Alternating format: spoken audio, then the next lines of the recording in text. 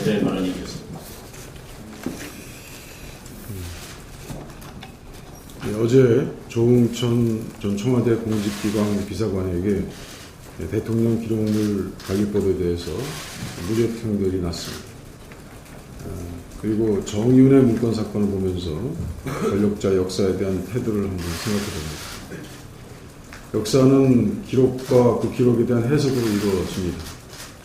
권력자에 대한 역사적 연구가 이루어지려면 무엇보다도 그 기록이 정확하고 공정해야 하고 공개를 통해서 철저히 검증되어야 하겠습니다. 김대중 노무현, 이명박, 박근혜 등 네 분의 전현직 대통령의 대통령 기록물에 대한 태도는 정말 근본적으로 다릅니다.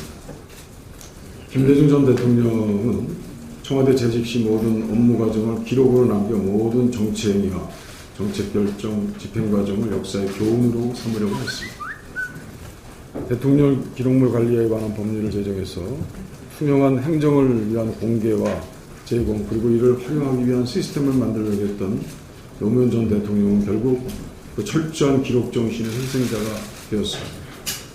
이명박 전 대통령은 대통령 기록물 관리법을 악용해서 자신의 재임 시 기록을 현 정부의 대통령조차 볼 수 없는 지정 기록물로 지정하고 자서전의 자화자찬을 위한 참고 자료로만 사용했습니다. 박근혜 대통령은 기초사료가 되는 문건들이 불편하다고 해서 찌라시라고 규정했습니다. 1차 사료는 수많은 찌라시로 구성됩니다. 마음에 안 드는 것은, 나에게 불편한 것은 기록하지 말라는 지시를 내린 것입니다.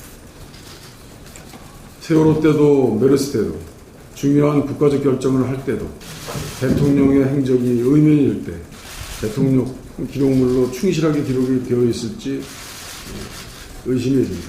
거의 없을 거라고 봅니다. 박근혜 대통령은 향후 역사의 가장 기초자료가 될 대통령 기록에 관한 한 공인으로서의 대통령이 아니라 신비주의 컨셉의 여배우를 보는 것 같습니다. 세월호 참사 당시 대응을 점검하기 위한 감사원 측 요청에서 대통령 기록물 관리에 관한 법률을 방패막으로 해 공개할 수 없다고 청와대는 버텼습니다. 박근혜 대통령에게는 국정이란 국가가 정하는 것만 알아서 하라는 의미. 국내 범국민적 반대운동에 대통령과 새누리당 의원들만 눈 감고 귀 막고 있습니다. 새누리당 주장대로 이념이 편향되고 황급히 철거한 현수막 내용처럼 주체 사상을 가르치는 현행 역사 교과서를 범인정한 정부는 어느 정부입니까? 또 일각에서는 황급히 철거한 것이 아니라는 주장도 제기되고 있습니다만 정부 여당은 독재 역사 교과서를 밀어붙일 것이 아니라 범인정 과정에서 문제없음이 왜 지금은 이념 편향으로 바뀐 것인지 그 이유를 명확히 밝히고 책임져야 합니다. 이념 편향 역사 교과서 아웃피켓 대신 색깔 편향 역사 쿠데타 아웃피켓을 들어야 합니다. 황교안 총리의 망언에 대해서 말씀드리겠습니다. 어제 이 중에서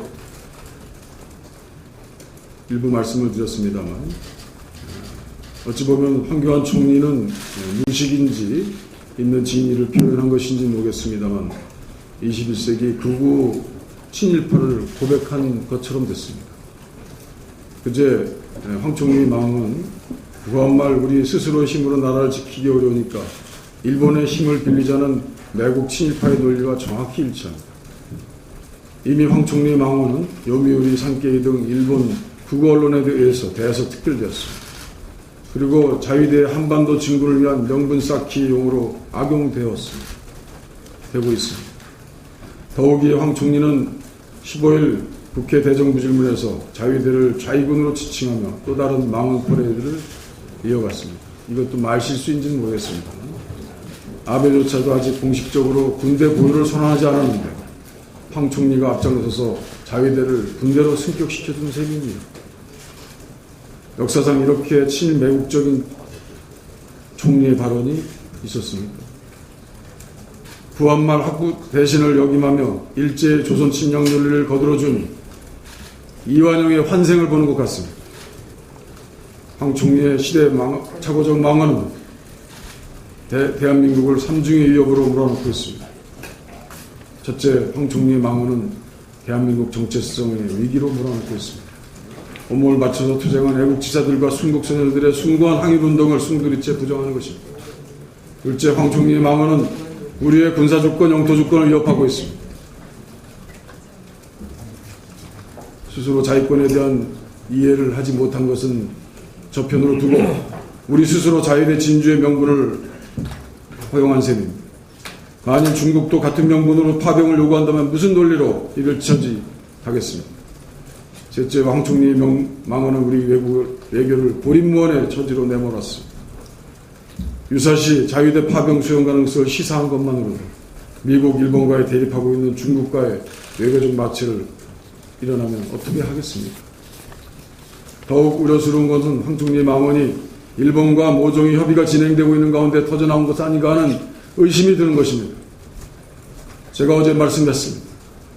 혹시 뒷얘기를 하고 뒷모험이 있었으면 밝히라고 그랬습니다. 박근혜 정권은 그동안 한일 군사정보보호협정 및 한일 군수지원협정 등 일본이 줄기차게 요구해온 군사협력을 성사시키기 위해서 동분서주했습니다. 황 총리의 망언은 일본과 다양한 수준의 비밀 군사협력 성사를 배경으로 정치권의 그리고 국민의 반응을 시험해보기 위한 고의성 발언이 아닌가 의심됩니다.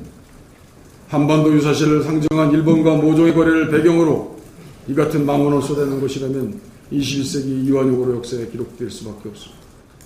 따라서 자유대 한반도 진주 가능성 시사는 전시 작전 통제권이 어디에 있는지도 모르는 한심한 군면제 군무직 관리들의 줄줄이 이어서 한 총리의 한가하게 내뱉은 성질일 것이 아닙니다. 다시 한번 황 총리의 반민족적 반역사적 망언에 대한 박근혜 대통령의 사죄와 현재 일본과 논의되고 있는 모든 군사 관련 내용을 공개할 것을 요구합니다. 여기까지. 이어서 정 총리의 질문에 답변드리겠습니다.